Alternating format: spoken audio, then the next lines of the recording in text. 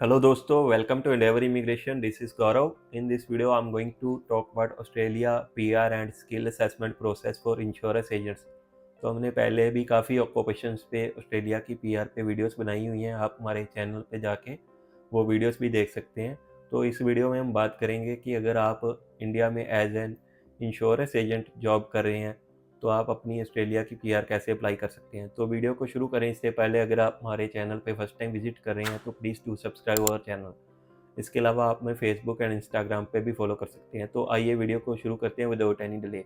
तो गाइस, अगर आप भी ऑस्ट्रेलिया की पीआर अप्लाई करना चाहते हैं तो उसमें जो है डिफरेंट सब क्लासेस होती हैं, जैसे कि सब क्लास 189, सब क्लास 190 एंड सब क्लास 491।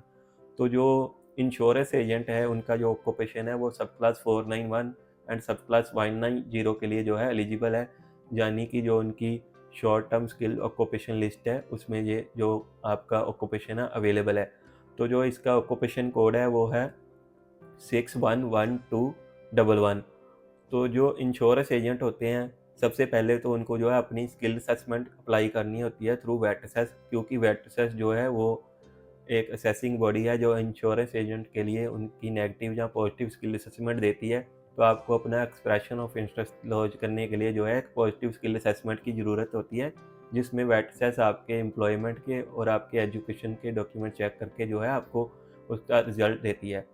तो सबसे बड़ा बेनिफिट ये है कि इसमें आपको कोई भी रिलेवेंट एजुकेशन की ज़रूरत नहीं होती कि आपकी जो एजुकेशन है बिल्कुल ही इस ऑक्यूपेशन से रिलेवेंट होनी चाहिए।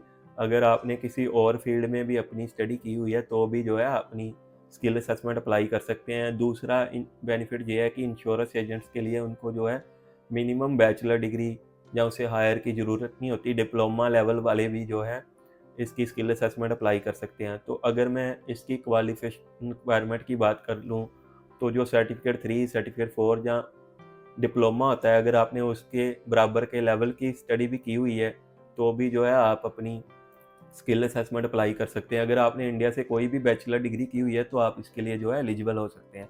अब हम एम्प्लॉयमेंट की बात कर लेते हैं। तो जो एम्प्लॉयमेंट जो है आपकी रिलेवेंट ऑक्यूपेशन में होनी चाहिए। तो रिलेवेंट ऑक्यूपेशन में जो है आपका मिनिमम 1 ईयर का एक्सपीरियंस होना चाहिए। तो जो आपका एक्सपीरियंस है वो इंश्योरेंस एजेंट के तौर पे होना चाहिए, यानी कि आप इंश्योरेंस पॉलिसीज़ बेच रहे हो लोगों को। वो लाइफ इंश्योरेंस पॉलिसीज़ भी हो सकती हैं, जिसको लाइफ एश्योरेंस पॉलिसीज़ भी बोलते बोलते हैं ऑस्ट्रेलिया में।